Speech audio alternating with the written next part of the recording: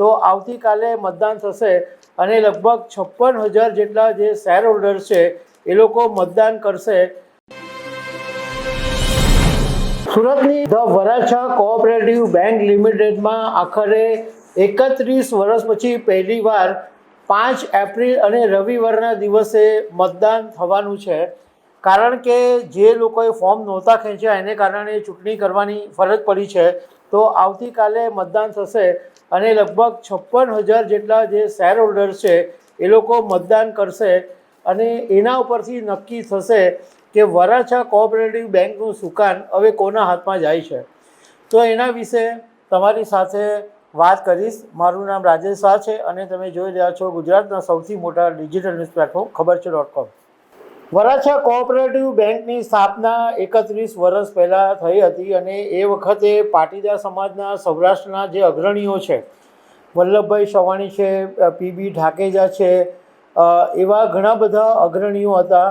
તો એ અગ્રણીઓએ ભેગા થઈને એક વરાછા કોઓપરેટિવ બેંક શરૂ કરી કે અહીંયા ઘડી જે સૌરાષ્ટ્રથી આવીને વસેલા લોકો છે એમને ટીવી ખરીદવું હોય, ફ્રીજ ખરીદવું હોય, સ્કૂટર, વાહન, ઘર ખરીદવું હોય કે નાની નાની જરૂરિયાતો માટે પૈસાની જરૂર હોય તો એમને લોન મળી શકે, એવા હેતુથી આ બેંકનું ઉદ્ભવ થયો અને 31 વર્ષ સુધી સિલેક્શન પદ્ધતિથી જ વરાછા કોઓપરેટિવ બેંક ચાલતી હતી। ચૂંટણીની જરૂરિયાત ઊભી નહોતી થતી, પરંતુ આ વખતે પહેલીવાર એવું બન્યું કે 6 લોકો હતા કે જેમણે ફોર્મ ખેંચવાના અંતિમ દિવસે ફોર્મ નહીં ખેંચ્યા અને આખરે ચૂંટણી જાહેર કરવી પડી।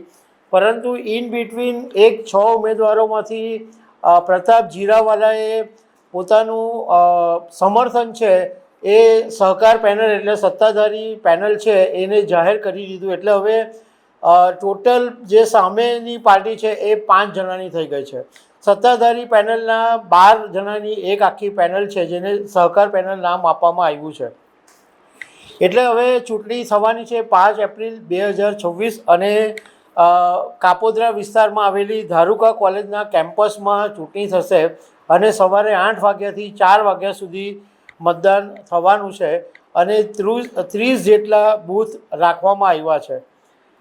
હવે આમ તો ચૂંટણી નહીં થાય એના માટે જે વરાછાના અગ્રણીઓ છે, વરાછા બેંકના સંચાલકો છે, એમણે પૂરતા પ્રયાસ કર્યા, બધી જ રીતની ટ્રાય કરી જોઈ કે ચૂંટણી નહીં થાય, પરંતુ એ વાત નિષ્ફળ ગઈ અને હવે ચૂંટણી થવાની છે। તો જે સહકાર પેનલ તરફથી 12 ઉમેદવારો છે એમાં બાબુભાઈ રાદડિયા, બિપિન વિરાણી, હરેશ કાપડિયા, કાંતિ મારકણા, નૈશદ જાસોલિયા, રાજેન્દ્ર બામરોલિયા, ભદ્રેશ લાખાણી, સીપી વાનાણી, હરિ કથિરિયા, બંધરભાઈ સાસપરા, નરેન્દ્રભાઈ કુકડિયા અને વલ્લભ ચોથાણી, આટલા જણા 12 પેનલમાં છે।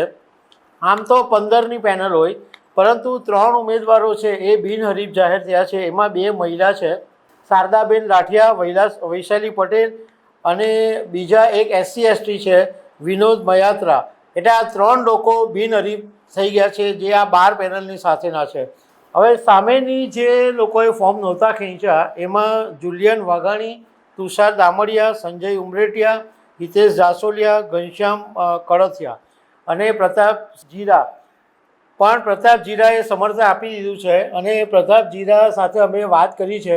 હવે થશે શું કે ફોર્મની અંદર જે નામ એમનું રહેશે જ, કારણ કે એમણે ફોર્મ ખેંચ્યા પછી સમર્થન આપ્યું છે। એટલે પ્રતાપ જીરાની સાથે અમે વાત કરી તો એમણે કીધું કે મેં મારું સમર્થન તો જાહેર કરી દીધું છે, પરંતુ જે લોકોને ખબર નહીં હશે એ મારા નામ પર જ વોટ આપશે। એટલે મતદાનના દિવસે મારે ઊભા રહીને જે લોકો મને ઓળખે છે, જે લોકો મારું સમર્થન કરી રહ્યા છે એમને મારે કહેવું પડશે કે સહકાર પેનલનું જે ચિહ્ન છે કીટલી, એને વોટ આપે। જ્યારે જે 5 લોકોનું જે ચૂંટણી ચિહ્ન છે એ મોતી છે। એ પણ એમાં ઇન્ટરેસ્ટિંગ સ્ટોરી એવી હતી કે પ્રતાપ જીરાવાલાએ પોતે સિંગલ જ્યારે લડવાના હતા ત્યારે મોતીનું ચિહ્ન મેળવેલું હતું અને બાકીના 5 લોકોએ એવું કીધું કે અમે ચૂંટણીનું ચિહ્ન લઈએ એના કરતાં અમે જ આ મોતીનું ચિહ્ન વાપરીએ। તો પ્રતાપ જીરાવાલાએ હા પાડી, એટલે બાકીના જે 5 લોકો છે એ લોકોનું જે ચૂંટણી ચિહ્ન છે એ પણ મોતીનો હાર રહેવાનું છે। હવે આની અંદર અમે થોડી જાણવાની કોશિશ કરી તો એવું કહેવામાં આવે છે કે બહુ ચૂંટણી એકદમ શાંતિથી પતી શકે એમ છે, કારણ કે કંઈ બહુ ખાસ મોટો હોબાળો નથી. અને આ જે વરાછા બેંકની પેનલના 12 ઉમેદવારો છે એ બધા પૈસે ટકે અને બધી રીતના પાવરફુલ માણસો છે. પણ એમ છતાં ચૂંટણી છે એટલે હવે આવતીકાલે ચૂંટણી થશે અને પરિણામો જાહેર થશે પછી ખબર પડશે કે વરાછા કોઓપરેટિવ બેંકનું સુકાન કોના હાથમાં ગયું છે. તો દર્શક મિત્રો, આવા અનેક અપડેટની સાથે અમે તમને મળતા રહીશું. આભાર.